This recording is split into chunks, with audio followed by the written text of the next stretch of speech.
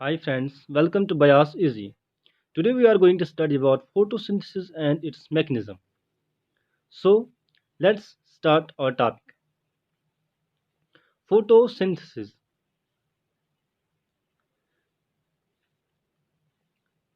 The term photosynthesis is derived from two Greek words.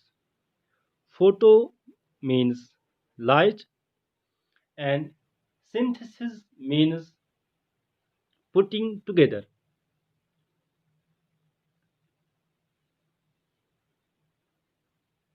So, photosynthesis can be defined as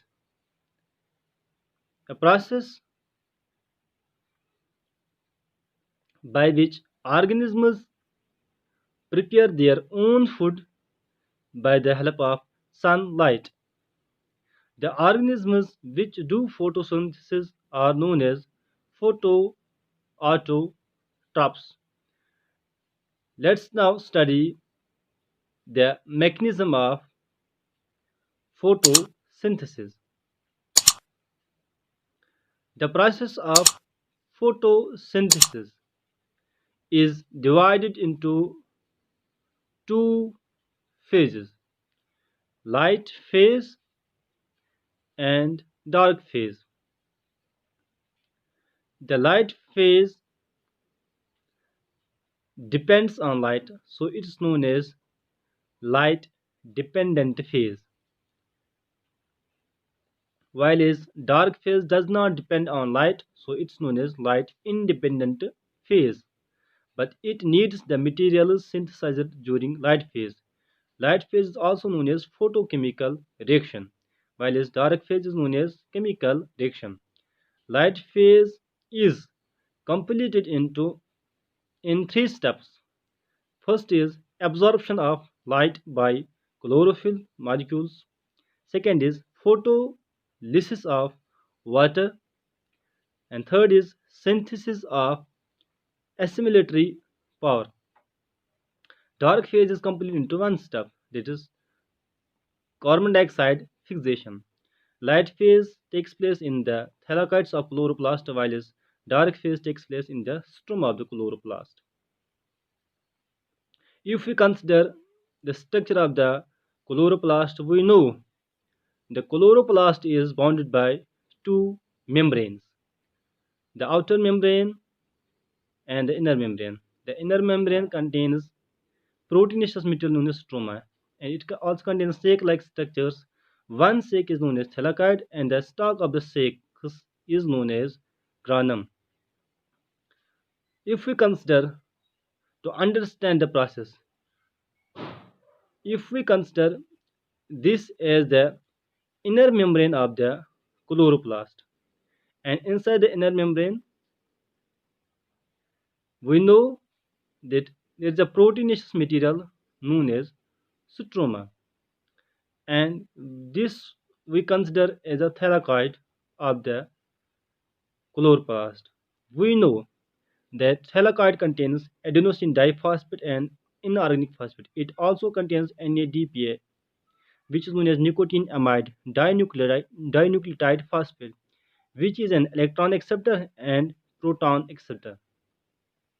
We also know that thylakoid contains chlorophyll, that is chlorophyll A, and accessory molecules known as chlorophyll B and carotenoids. Thylakoid also contains water molecules, which are absorbed through roots. When the sunlight falls on the chlorophyll molecules, the chlorophyll molecules absorb this light, and this process is known as absorption of light by chlorophyll. This energy is used to break the water into protons and oxygen, and this process is known as photolysis of water.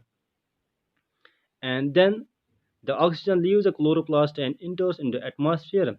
The electrons and the protons are used to reduce NADP plus to form NADPH, and also this energy is used to react ADP plus PI to form ATP. ATP plus NADPH are known as assimilatory power, and this all was light reaction. We also know this stroma contains carbon dioxide which it receives from the atmosphere through stomata. It contains ribip, an enzyme known as ribulose biphosphate, which is an enzyme which helps in the carbon dioxide fixation. Stroma is the site of dark reaction.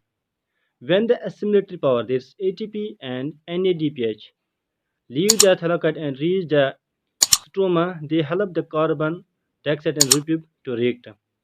So these react and form C6H12O6 plus ribip plus ADP plus PI plus NADP plus.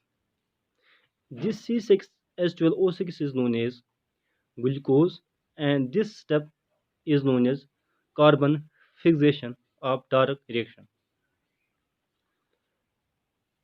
The glucose is used as a source of energy or it is stored as a starch. Now let's discuss the significance of photosynthesis. Photosynthesis helps to synthesize food. It also helps for the oxygen production.